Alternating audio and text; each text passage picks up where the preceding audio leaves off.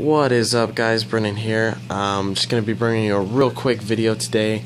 This is my saltwater mixing station. I don't know if you guys saw my previous video, but I did mention building one of these, and I finally got it put together. Today I'm just mixing my first batch of saltwater, so I was pretty excited. I thought I'd go ahead and make a video and share this with you guys, so I'm just going to jump right into it. Up top we got two 32-gallon Rubbermaid Brute containers. Those are what I'm using to hold the water.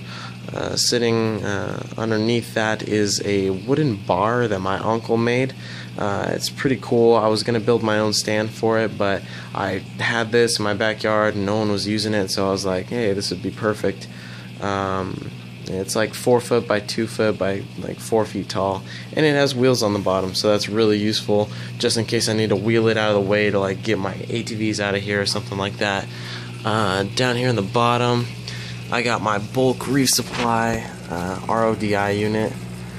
It's the same one that I had before in my older videos. Still haven't changed the filters yet in it. And let's see, coming in, I'm hooked up to the tap outside. Oops.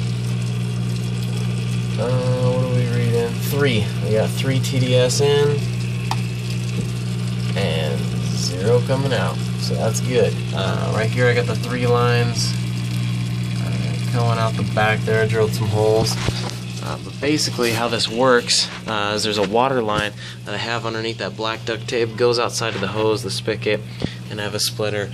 It comes back around through the RO filter, and then the water gets pumped up through the blue line to the top of the container. I'll show you in here real quick.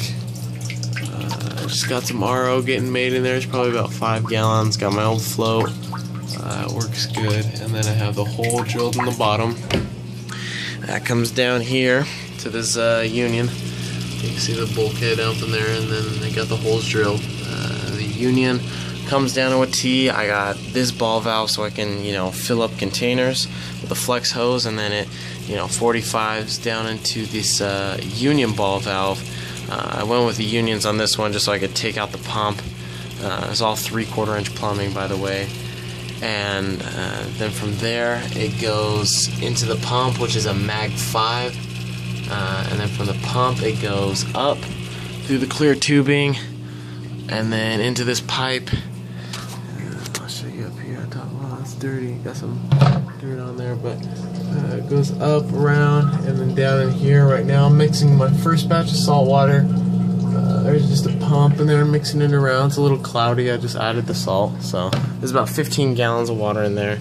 I filled up these 3 containers and then measured after each container was added. So it was 5, 10, and 15 gallons.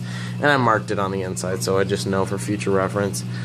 Planning on doing something a little different with this. Maybe something a little more solid. But for right now, this is what worked.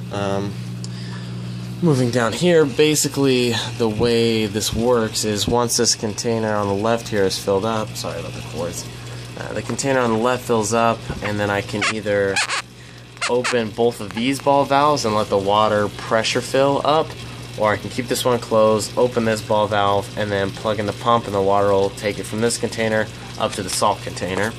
And once it gets up there, once it's drained, I can close this ball valve and then open this ball valve, and then the water will drain down back into the pump, up and around, which is what it's doing now. 24 hours goes by, salt water is nice and mixed. Then I have another line right here which I can use to fill up my containers full of salt water. So it's real simple, a real easy setup. The pump works really good externally. Had a little leak at first, but I got that situated. Right now the only reason I got a bucket right here is there's a small, see this small little water leak up here. I don't know why, I need to fix it, but it's really small. So but yeah, that's basically how it works. And then, like I said, the water just comes down there.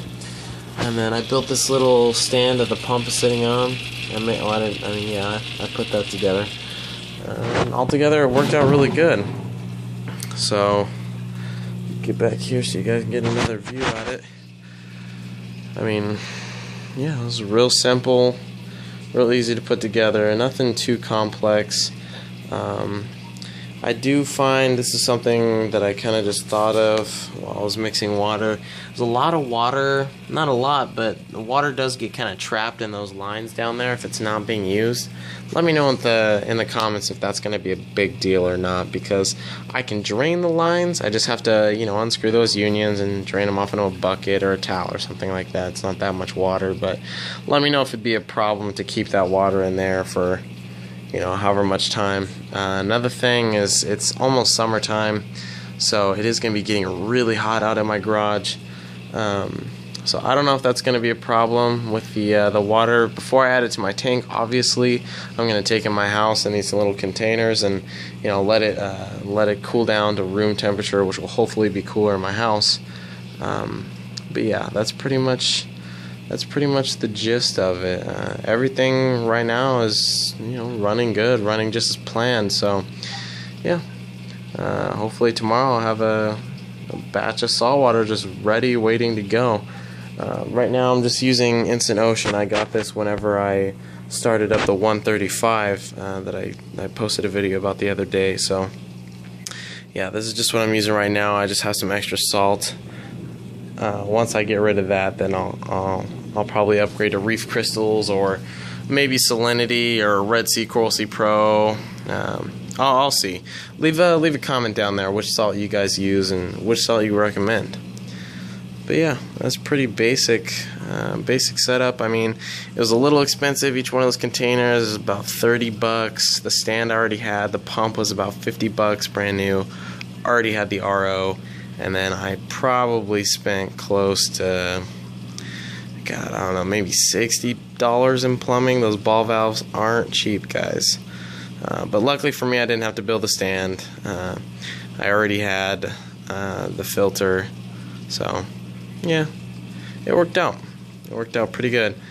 I'm actually going to be selling water to, you know, my friends and local people. Since I do work in the fish store, you know, I can offer fresh and salt water at a little bit cheaper price. Not to everyone, but, you know, just to people I know, and, you know, I'm comfortable with those people knowing where I live, obviously, because it's in my garage. But yeah, gonna start selling the water, salt water, probably $1 per gallon, and then fresh water. I was thinking maybe $1 to fill up one of these 5-gallon jugs. I thought that was fair. You guys are probably going to think this is outrageous depending on where you live and how much your local fish store charges, but where I work, it's $1.25 for fresh water per gallon, and $2 a gallon for salt, and we use Reef Crystals at my work. So yeah, that's just the way my boss runs it. I mean, it's a lot simpler. Well, it's actually a little more complex than the way we mix salt water at work, but it works a lot better. It's a lot more efficient, a lot less work for me. All I have to do is turn a couple valves, add some salt, and then plug in a pump. Just real easy. Yeah, that's pretty much it, guys. Thanks for watching. Be sure to like, comment, and subscribe. I'm not sure if I'm going to be having any more videos of this. If you guys want me to make some more videos explaining, you know, how I made this or anything like that, more detailed, go ahead and let me know. But alright, guys, that's pretty much all for tonight. Thanks for watching. Be sure to like, comment, and subscribe. Peace.